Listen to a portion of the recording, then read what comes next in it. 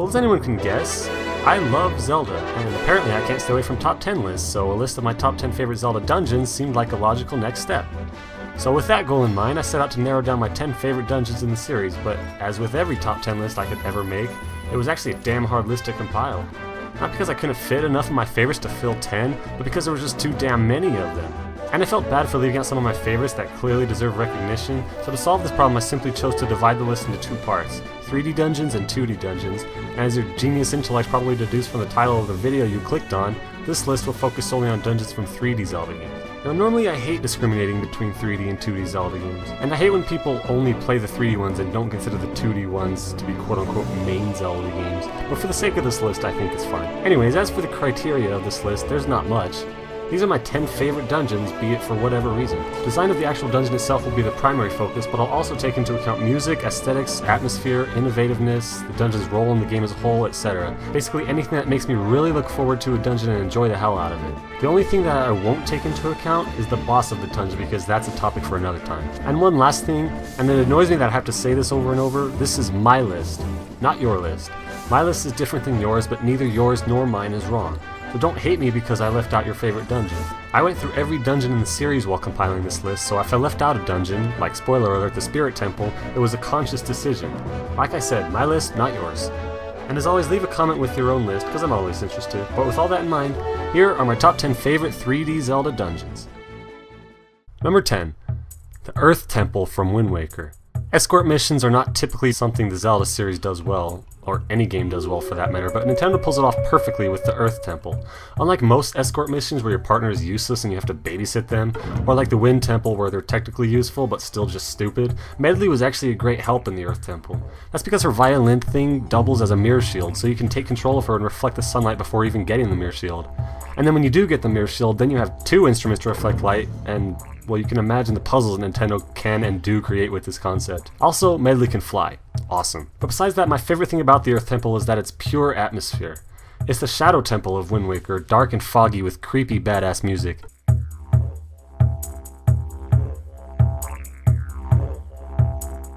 The Earth Temple has it all. Great puzzles and design, awesome atmosphere and music, a good and well-used dungeon item, and on top of it all, a partner that isn't dead weight. I do wish the boss didn't suck, but I'm not counting that against it. With that said, there is one thing that bugs me about this temple, and that is having to constantly take out the Wind Waker and play the command melody to control Medley. Switching controls should have been assigned to one button, but if you think about it, this is a problem that plagues the entirety of Wind Waker, so why would they fix it now? Number 9. The Lakebed Temple from Twilight Princess. Now, if you'll remember back to my hour-long rant on Twilight Princess, somewhere in the middle there I may have made a passing reference saying that I actually quite liked the dungeons of that game. And one of my favorites happens to be the third dungeon, the Lakebed Temple. One thing you should know, however, is that I tend to be automatically biased towards water levels in games, but whatever, I still love this dungeon. The atmosphere is perfect and it's very good looking. I can't really remember the music, so that's disappointing.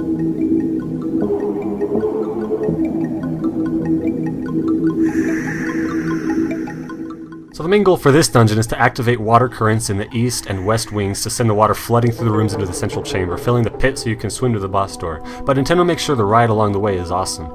You get the claw shot, which lets you cling to targets so you can ride the spinning cogs and such. And to top it all off, the rotating staircase, which will confuse you and you might even get lost. Yeah, you might actually have to think for a second. In Twilight Princess. Number 8. The Snowhead Temple from Majora's Mask. Majora's Mask is 4 for 4 as far as awesome dungeons go, and I still feel bad for having to leave any out. But not left out, here we have Snowhead Temple, a large and confusing dungeon consisting of many rooms connected to one huge central chamber with a moving column in the middle. It's a lot to take in for only the second dungeon in the game, which is what I love about Majora's Mask. It knows exactly what it wants to be and does not give a fuck. Anyway, Snowhead is really just a joy to play through. You got Goron rolling on snowdrifts, punching out ice blocks in the column, block puzzles, key searching, and melting things and falling and starting over. God, this is just classic Zelda greatness. It's still a pretty huge dungeon. It might take you hours your first time, so I wouldn't advise starting it on night of the final day like I did in this footage. It's okay, I know what I'm doing though. Number 7. The Water Temple from Ocarina of Time 3D. I always enjoy a challenge as long as it's not accompanied by tedium. The notorious Water Temple is famous for being horribly difficult and confusing, all while having to spend 10 seconds constantly switching the iron boots on and off over and over and over. I think this is what prevented me and most other people from appreciating the Water Temple as a dungeon, so when Nintendo alleviated the problems in the 3DS release, and if you were able to look past your emotionally traumatized childhood, then you were, okay, maybe just me, I was able to finally see the greatness that is the Water Temple from Ocarina of Time. I really loved everything about this dungeon. The key searching was challenging but not abhorrently brutal, exactly how it should be. There's this part where you raise the water level and you're supposed to go under the block that floats up. But who would think to go under there? But in the 3DS version, now the camera pans to show you the open space. Maybe this alleviates some of the frustration, but it also denies the awesome feeling of finding that secret area yourself. If I wanted the answer handed to me, I'd look up a damn guide. Anyways, that's not the point. The Water Temple is still just sheer greatness. And for the sake of the video, I'm putting the 3DS version here, but for my own intents and purposes, I still prefer the Nintendo 64 version. And that is because of Dark Link. Something happened to him in the 3DS version. Either he was nerfed or the physics changed or something, but he was way too easy in the 3DS version. But like I said, not including bosses, so to me the 3DS version is superior as a dungeon. Number 6. The Ancient Cistern from Skyward Sword. I know, another water dungeon. But my list, not yours, and I just love this dungeon. It's a little difficult to put into words, but when you're playing it, you'll understand. The Ancient Cistern just does everything right. Atmosphere, music, puzzles, designs, you name it. This was easily the most creative dungeon Nintendo has made in a long ass time. The main floor is a water dungeon, and the basement is the shadow dungeon. Hell yes, both have their share of great puzzles and memorable moments. Like when you're climbing away from the zombie bokoblins and then you smash the fuck out of them with the giant statue. Speaking of which, the zombie bokoblins were pretty disappointing. I thought they would be immortal, but they just die like regular bokoblins. It would have been cool if like you slice their limbs off and their head or whatever and they keep crawling towards you. Overall though, fantastic, memorable dungeon courtesy of Shiggy and the Skyward Sword team. Number 5. The Fire Sanctuary from Skyward Sword. My favorite dungeon from Skyward Sword happens to be the one most people may have been disappointed by at first. Everyone's first thought was most likely, another fire dungeon? Really? That was my first thought anyways. I mean, it looked the same as the Earth Temple, which I thought was a really poor dungeon. But those initial thoughts were put to rest as I played through the Fire Sanctuary. Not only did it blow the Earth Temple out of the water, but all the other dungeons from Skyward Sword too. So even though the theme was being reused, I'd like to shift that blame to the Earth Temple, which doesn't even have fire in its name. The Earth Temple easily could have been a different theme entirely, and the game would have been much better off in my opinion. Anyways, the Fire Sanctuary was an extremely fun and well-designed dungeon featuring some of the best puzzles and enemies to be found in Skyward Sword. I really liked the giant lava hands, and the concept of flinging water-filled plants off your sword. And the part where you take a leap of faith off the platform to land on a materializing platform was awesome. I also didn't really hate the underground parts, but they definitely weren't a highlight. Great pacing, great design, the most memorable moment of Skyward Sword. Until the finale, that is. Number 4.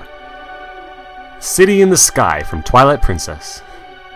Easily the greatest and most magnificent part of Twilight Princess was the City in the Sky, a multi-level epic almost devoid of solid ground. With this dungeon, Nintendo threw out everything that made the rest of the game suck and just focused on pure fun. The dungeon item for City in the Sky is one that you have already gotten in the Lakebed Temple, a second claw shot. Truly a stroke of utter genius, because together the double claw shots become the greatest item in Twilight Princess and one of the greatest in Zelda history, and boy does this dungeon put them to use. Awesome atmosphere, oddly engaging music, epic moments, and just pure fun. The best dungeon in Twilight Princess and one of the best in the whole series. The City in the Sky allows you to forget about the mess that is the rest of the game and just escape for 45 minutes of pure unadulterated greatness. Number 3. Forest Haven from Wind Waker. When I first met Forest Haven, it was already a good dungeon, but I was amazed how strongly the awesome was with it. This may seem like a strange dungeon to have so high on the list. So why do I love it so much? Again, I can't really put my finger on it. It's just expertly designed and just extremely fun to play through. I have pinpointed one major aspect though. Right before this dungeon you acquire the Deku Leaf, and then in the dungeon you get the Boomerang. So it's like 2 new items for the price of 1, and it doesn't hurt that the Deku Leaf is my favorite Zelda item ever, and is put to great use here. I really love the atmosphere in this dungeon too. It's probably the most naturey of all the forest dungeons. The puzzles are intricate and well designed, the pacing is basically perfect so you won't be backtracking very much, and it's also just confusing enough in design to where you might get lost once or twice. I also like spending hours just dicking around with all the details of the dungeon, like the Deku Plant shooter things and all the P-hats and choo-choos. This is the first dungeon in the countdown that I really kind of dread finishing, because I just never want it to end, which is basically the highest compliment I could possibly give a dungeon. Number 2. You knew this would be on here, Stone Tower Temple from Majora's Mask. Yeah, I know, once again, a cliche choice to have so high, but I can't help it. This dungeon is just absolutely phenomenal. I'm not going to be a stupid little hipster and leave it out just because it's too mainstream. There's a reason everyone loves the shit out of this dungeon. It seems like with the Stone Tower Temple, Nintendo finally understood everything that makes Zelda Dungeons awesome and compiled them into just an absolute behemoth of fucking epicness.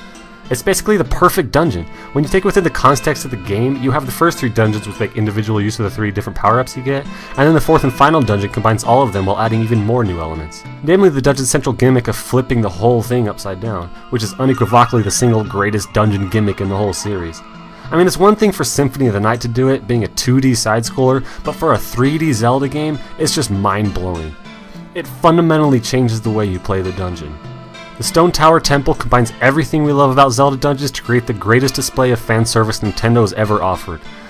It's non-linear as hell and way easy to get lost, and then you've got key searching, 2 separate mini-bosses, various instances of distinct light-based puzzles, difficult and just flat-out bizarre enemies like the flipping statue things, multiple floors, flying, swimming, pounding, more flying, addictive music, that whole upside-down thing. I mean, god damn! If way back in ancient times I had ever any doubts that Miyamoto and company were geniuses, not just in level design but in the entire psyche of the human mind's concept of raw concentrated fun, they were alleviated the first time I played this dungeon, as well as every subsequent playthrough. I simply cannot praise it enough.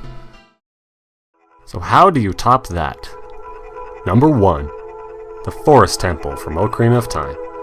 It's going to be hard to explain why this is my all-time favorite Zelda dungeon without repeating things I've already said 100 times in the past, so forgive me if I sound dry and repetitive, but holy fucking tit balls, I love this dungeon. The best way I can describe it is, think of the last minute and a half of Stairway to Heaven in video game form and 30 times longer, and you have what is the pinnacle of video gaming in my opinion, the Forest Temple from Ocarina of Time.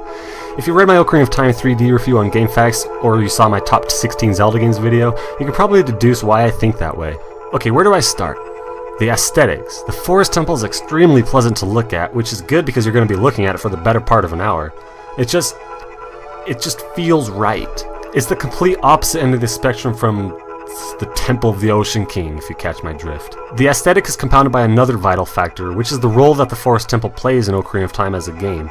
It's entirely related to pacing, and I know I'm going to be repeating myself here, but bear with me, this is important. Throughout the entire child section of the game, nothing really seems to be at stake. You're just a kid running all over the world on an adventure so the cute princess girl will like you. This was intentional. The first 3 dungeons of the game accurately represent this. They're short and easy with no keys, no boss keys, no daunting enemies, no mind-bending puzzles, and they're lighthearted and don't give any sort of feeling of unrest. They're just part of Link's game, like he's out in a cave pretending it's a real dungeon. But then you get your shit fucked up, and Ganondorf takes over the world, and the princess has vanished, and to top it off you're now an adult and have to actually go and save the world. It's no game anymore, so you head to the Forest Temple, and it is fucking scary. Right when you walk into the temple, you're immediately greeted by 2 wolfos, like, "Welcome to the dungeon, bitch!" The rest of the dungeon continues with this, and I'm gonna quote myself word for word here. It's got keys and boss keys and falling ceilings and twisting hallways and powerful skeleton monsters and hands that come down from the ceiling and take you to your doom. For being the first bona fide dungeon of the game, it goes all out, which is what makes it awesome. None of this would make near as much an impact with the dungeon design itself not good, but thankfully it's masterful. Like, we're talking Stone Tower level dungeon design. The 3rd room in the dungeon has 6 different exits and an elevator in the middle, which lends itself to key searching, non-linear exploration. It's not terribly easy to get lost in this dungeon, however, because most paths will lead directly to the central chamber. The dungeon's central gimmick involves tracking down 4 Poes who steal the torches, preventing you from progressing. Pretty straightforward, but nothing wrong with that. In addition to this, though, you've also got the twisting hallways, which Navi so eloquently points out. These allow you to enter the next room sideways where a chest is on the wall, and you can fall through a hole to enter a new area. Add to this puzzles like draining wells and assembling a block puzzle and shooting a frozen switch through a torch and dodging a falling ceiling and pushing the fucking walls. God, the list goes on. It's truly a mastercraft of video game design. Miyamoto just knows everything. And the cement holding all this together is my favorite music track in the entire series. It's creepy, scary, and incredibly atmospheric, and propels an already great dungeon into the #1 spot. My favorite dungeon in this series, and my favorite 45 minutes in the history of video games. The only thing that could make it better would be if Navi would shut the living fuck up.